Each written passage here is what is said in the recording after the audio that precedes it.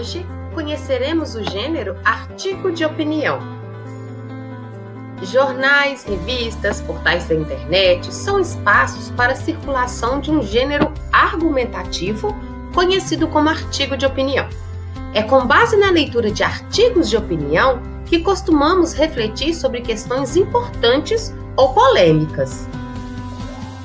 O artigo de opinião é um gênero jornalístico expositivo porque o texto tem o objetivo de explicar como algum fenômeno ocorre, e é argumentativo, ou seja, há a tentativa de provar um ponto de vista utilizando para isso argumentos, fatos, estatísticas e outros. Esse tipo de texto tem como função apresentar e defender um ponto de vista sobre algum assunto relevante para a sociedade. O assunto abordado nesse tipo de texto costuma-se ter relevância coletiva, ou seja, fatos importantes ocorridos nos dias ou semanas anteriores. Nesse sentido, o gênero tem uma função social clara: promover o debate público sobre as demandas da sociedade. Ele apresenta 3 partes fundamentais. Introdução com tese.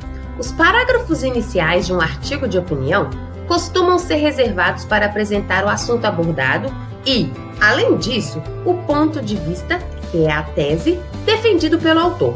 No caso das redações escolares, é comum que somente o primeiro parágrafo da composição seja destinado para essa função, pois nesse tipo de produção, o número de linhas é restrito. Desenvolvimento com argumentação. Apresenta argumentos que promovem o ponto de vista. Um argumento costuma ter 2 partes: a fundamentação, que corresponde às informações, fatos, dados, referências e outros que o articulista busca para embasar a sua opinião, e a análise do fundamento, onde o autor relaciona explicitamente o fundamento utilizado. A conclusão de um artigo de opinião costuma apresentar uma síntese do desenvolvimento do texto e, em seguida, reiterar a tese, agora comprovada pelos argumentos. Acompanhem comigo um exemplo de um artigo de opinião. Desordem e progresso, do autor fulano de tal. É condenável a atitude que grande parte da sociedade desempenha no que diz respeito à preservação do meio ambiente.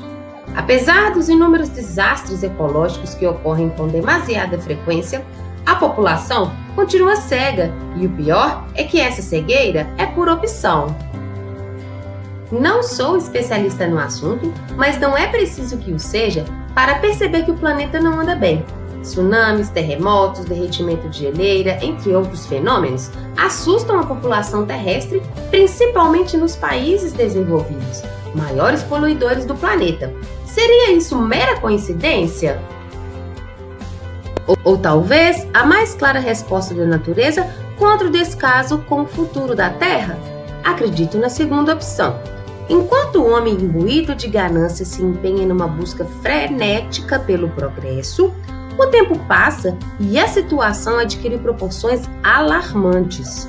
Onde está o tal desenvolvimento sustentável que é ou era primordial?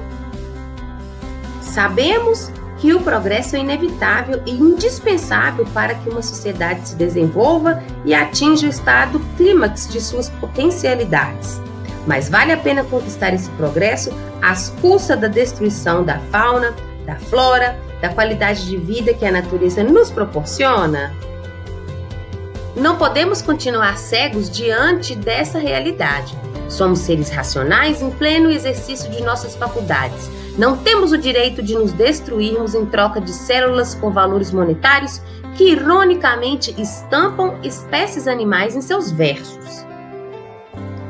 Progresso e natureza podem, sim, coexistir, mas para isso é preciso que nós, população terrestre, nos conscientizemos de nossa responsabilidade sobre o lugar que habitamos e ponhamos em prática o que, na teoria, parece funcionar.